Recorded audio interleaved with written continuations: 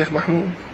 لأنه مات محمد صلى الله عليه لا وسلم. ويعني وإذا مات النبي صلى الله عليه وسلم ما بدك إياه يموت يعني بزعل تزعل؟ وين قرأت القصة إنه هو توفى النبي صلى الله عليه وسلم؟ بالقصة. بالقصة. طيب صلي على رسول الله صلى الله عليه وسلم، صلي قل له يا سيدي يا رسول الله. إذا بتحب النبي صلى الله عليه وسلم إن شاء الله بيحشرك معه يوم القيامة. قول آمين. بسم اللہ الرحمن الرحیم۔ رسول اکرم صلی اللہ علیہ وسلم اپنے صحابہ اکرام رضوان اللہ علیہم اجمعین کے ساتھ بیٹھے تھے۔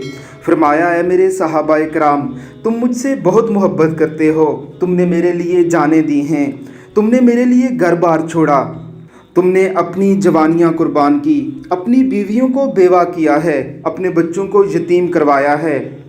اے میرے صحابہ اکرام، تم نے میرے لیے تن من دھن سب کچھ لٹایا ہے۔ اے وہ جماعت جسے قرآن اولئک مؤمنون حقا کہتا ہے، اے وہ جماعت جسے قرآن کریم ہم الفائزون ہم المفلحون کہتا ہے، تم نے مجھے اپنی آنکھوں سے دیکھا ہے، لیکن تمہارے بعد میرے کچھ ایسے عشاق بھی آئیں گے جو اپنی تمام عمر کی کمائی، اپنی جان و مال، اپنی اولاد اور اپنا سب کچھ صرف اس بات پر قربان کر دیں گے کہ وہ میری ایک جھلک کو دیکھ سکیں۔ سبحان اللہ، بے شک آج ہر مسلمان ہی اپنے پیارے پیغمبر حضرت محمد مصطفیٰ صلی اللہ علیہ وسلم کی ایک جھلک کو ترستا ہے۔ دنیا و مافیا کی تمام نعمتوں کو قربان کر کے اپنے پیغمبر کی ایک جھلک کو دیکھنے کا سودا کر سکتا ہے۔ ذرا دیکھیے اس عرب بچے کو، اس کے استاد نے رسول اللہ صلی اللہ علیہ وسلم کی زندگی کے حوالے سے اسے بتایا۔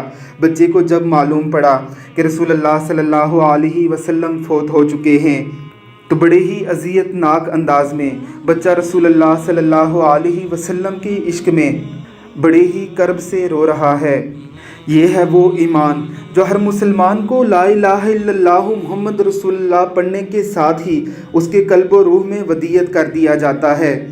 اسی عشق کی چنگاریاں صحابہ اکرام رضوان اللہ علیہم اجمعین کے دلوں میں پیدا ہوئی تو عرب و عجم کو چھوڑ کر رسول اللہ صلی اللہ علیہ وسلم کے دامن سے چمٹ گئے۔